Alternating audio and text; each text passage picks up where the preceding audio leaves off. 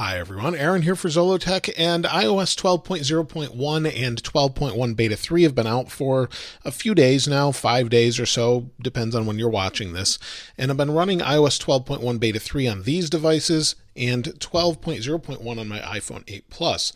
And the iPhone 8 Plus has been pretty good. Now, I did do a YouTube community poll, we'll talk about that in just a moment, but most of you, if not all of you, said 12.0.1 is great, battery is great, it's stable for the most part, and most people should upgrade. Now let's talk about 12.1 Beta 3. And this beta has been okay. It's been more buggy than the previous betas in my experience and has some issues.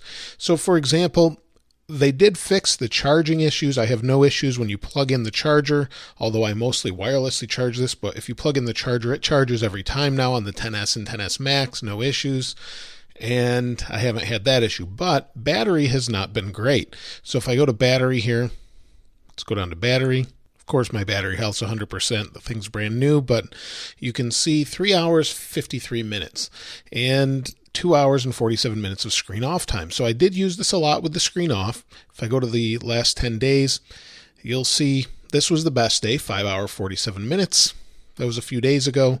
And that one was actually really good. But you'll see here, these are the days that it was okay. I expect about 4.5 to 5.5 hours of screen on time. It seems to go up and down quite a bit, and I'm usually connected to Wi-Fi. I used the hotspot a lot on this, and that worked really well. I actually lost power from a hurricane that came through, although we really only got about 35-mile-an-hour winds from that, and it turned off the power for a couple hours. And I used the personal hotspot during that time. Doesn't say how long I used it, but I think you get the idea. It was not the best battery life, but it wasn't horrible. So it's somewhere in between of it's pretty okay. Now, the LTE connectivity is the major issue here. You'll see right now I'm on T-Mobile. I have 1 to 2 bars, and that connectivity can be a problem. I'll be out using my phone. I could be at a store. I could be anywhere, and all of a sudden I'll go to search for something, and it won't work. I could open the App Store. It doesn't matter. It just won't load. So in order to get it to load, I have to turn on airplane mode, turn it back off. It reconnects, and then it works every single time. And this is a known issue Apple's addressing, and hopefully they can fix with a software/firmware update. And it's due to those Intel modems, I believe. So we're waiting for that fix. They haven't fixed it yet. This is a constant complaint, not just from myself, but a lot of you as well. So there's that issue. I've had 0 crashes. I know some of you have had that, but I've had 0 crashes, no issues as far as clearing notifications, although occasionally I do see the notifications not stack themselves properly, so sometimes that's an issue.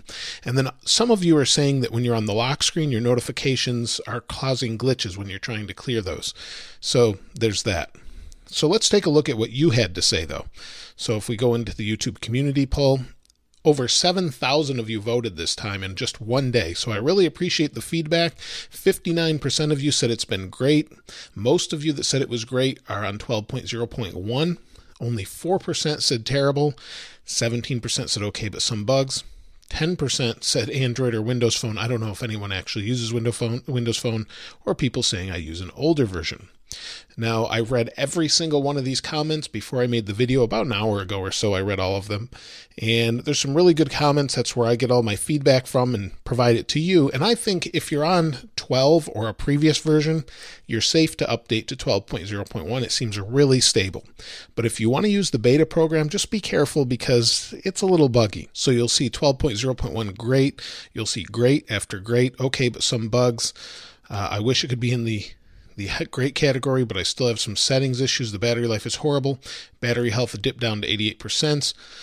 Battery health is not an effect of the OS. It's an effect of the battery degrading over time. So if it's at 88%, assuming that's accurate, batteries just degrade over time. 10% a year is about right. So if I liked your comment, you'll know I read it in the video. SMS still not working on other devices, only seeing I don't have this issue, but I have heard of that, and there's other issues with iMessage as well, or messages, people seeing duplicates sent elsewhere to people they didn't contact. I thought that was fixed, but apparently not. Let's see, iPhone 8, I plugged in my phone last night. When I checked in the morning, it didn't charge at all.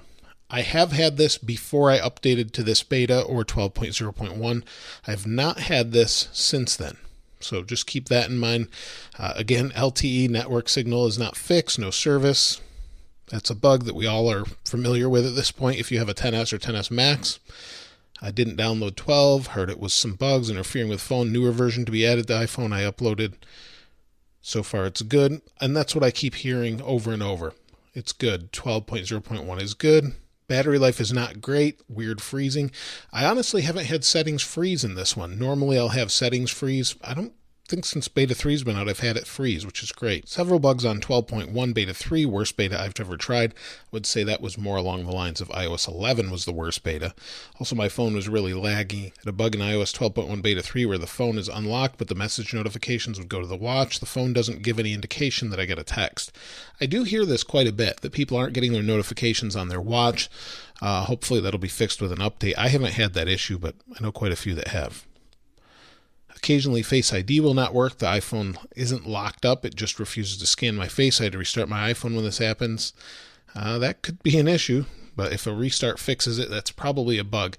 And for all of these, make sure you report this in the feedback app. If you don't do that, Apple doesn't necessarily know it's a problem. So make sure you do that, unless they've acknowledged it publicly, of course. I downloaded iOS 12.0.1 on my 6S Plus, and for some reason it seems like it slowed down my phone by a bit. Also became really buggy for some reason, which is weird because I downloaded the iOS 12 beta back in August. Yeah, that is weird. I'm not sure why you would see that, but most people are saying it's good. I've had some bugs where my Touch ID sometimes doesn't recognize their finger. Again, there's some weird bugs in this beta, and I'm not sure what they're changing, but they're definitely making a change to quite a few things. So this one I saw earlier, lag. I'd love to know what is lagging on which phone, because I don't hear that too often.